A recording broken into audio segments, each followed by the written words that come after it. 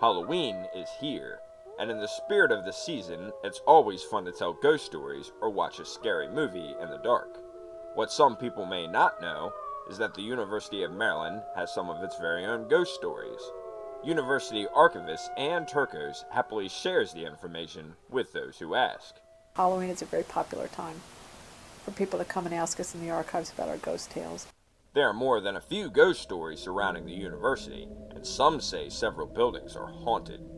It's claimed that paranormal activity has been observed at the Rossborough Inn, Morrill Hall, Marymount Hall, several fraternity and sorority houses, and even in dorms like Easton Hall. Turcos gives an example of the types of paranormal activity reported. We start off at the Rossborough Inn, which is probably one of the most haunted places on campus. There's a ghost there named Miss Betty, who has appeared to at least two people in a yellow dress, a long yellow dress. And we believe that Miss Betty was the manager of the Rossborough Inn during the Civil War. There have also been instances where a vase of flowers has appeared overnight when no one else was in the building. There have been footsteps on the second floor of the building when they know no one else is in there. Windows have opened mysteriously on their own, so it's a place that has a lot of legends. Similar stories and occurrences have been reported around the other mentioned buildings. Keeping records of ghostly activity is one thing, but the archivist may have more than a historical reason to be interested in the subject.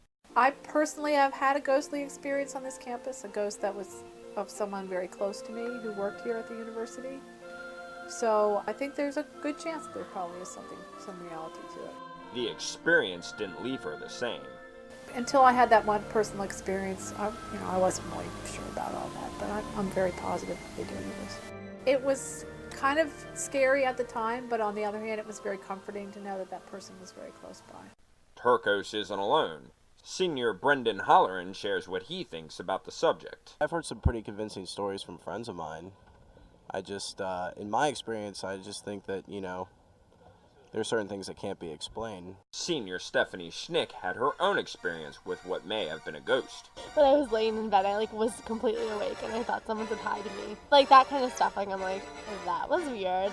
Junior bio major Shane Medella isn't as open to the idea of ghosts. Nah, I don't believe in ghosts. I probably did when I was a little kid, but I guess as you get older and exposed to the environment more, you're not satisfied by any evidence that there's ghosts around. It doesn't seem logical. He will celebrate the social side of the holiday with a costume party. It's going to be a Halloween party, costumes, everything. Probably some beers, playing beer pong, jungle juice. Just people having fun, relaxing. The university has many upcoming events centered around Halloween. To name a few, Hoff Theater will be showing horror films like Psycho and A Nightmare on Elm Street.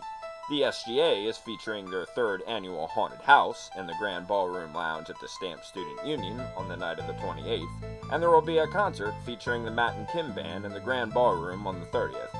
So whether you gear up for a ghost hunt, plan to have fun with friends, or enjoy campus activities, this year's Halloween will have a lot to offer students.